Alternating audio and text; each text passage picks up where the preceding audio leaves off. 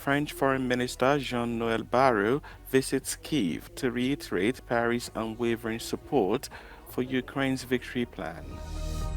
Paris has pledged support for Ukraine's plan for ending the 2.5-year war with Russia. French Foreign Minister Jean-Noël Barrot pledged his support for the plan on Saturday in Kyiv.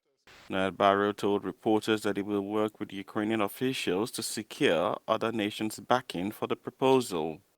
Votre combat, c'est aussi le nôtre. En résistant contre l'envahisseur avec un courage hors du commun, vous luttez pour l'intégrité territoriale de l'Ukraine, mais vous tenez aussi une ligne de front qui sépare l'Europe de la Russie de Vladimir Poutine, qui sépare la liberté de l'oppression.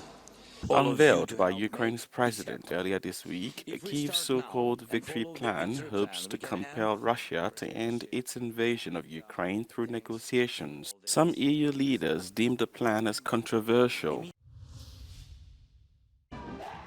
France has said it's concerned about growing military cooperation between Russia and North Korea after South Korea's spy agency said Pyongyang had sent troops to fight in Ukraine. If the South Korean intelligence is confirmed, the troop deployment would bring a third country into the war. The National Intelligence Service in Seoul said that Russian Navy ships transferred 1,500 North Korean Special Operations Forces to the Russian port city of Vladivostok from the 8th to the 13th of October. The North Korean soldiers have reportedly been given Russian military uniforms, weapons and forged identity documents. On Thursday, Ukraine's President Volodymyr Zelensky warned that a third nation entering the hostilities could turn the conflict into a world war. North Korea has 1.2 million troops, one of the largest standing militaries in the world, but it hasn't fought in any large-scale conflict since the 1950 to 1953 Korean War. A drone strike has been launched towards Prime Minister Netanyahu's residence in Caesarea, according to the Israeli government. The IDF said the drone was one of 3 launched from Lebanon, with the other 2 shot down. The short statement from Netanyahu's office came after the IDF said that a building had been hit in the town famous for its luxury villas and Roman ruins and amphitheatre. Neither Netanyahu nor his wife were at home at the time, and no casualties have been reported.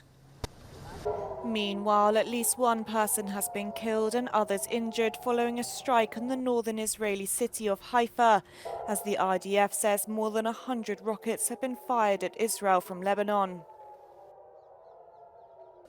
It comes as Israel continues its airstrikes on Gaza, with more than 50 people killed in 24 hours, according to local hospital officials.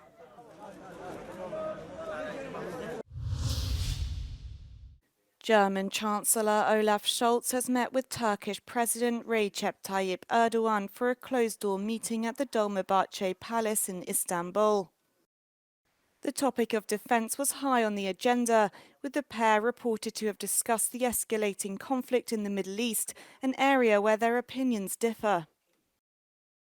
Speaking at a news conference following their meeting, Schulz argued Israel has the right to defend itself, while Erdogan called for leaders to stand against Israel's aggressive policies. Erdogan also stated that Turkey would keep its doors open to those fleeing Lebanon, while Schulz vowed to support Turkey in its efforts to manage refugees from Syria and called for increased cooperation with the EU. Erdogan also made clear his desire for increased cooperation with Germany in the arms sector, including a potential deal to supply Turkey with Eurofighter Typhoon fighter jets.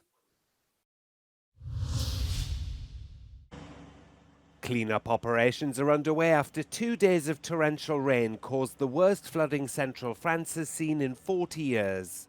Over 1,000 people were evacuated from several areas, but most were able to go back home on Friday. French weather agency Météo France said as much as 700 millimeters of rain fell in 48 hours in some parts of the southern regions of Ardèche and Lozère. The agency lifted its red alert on Friday but warned of potential heavy rain in southwestern areas.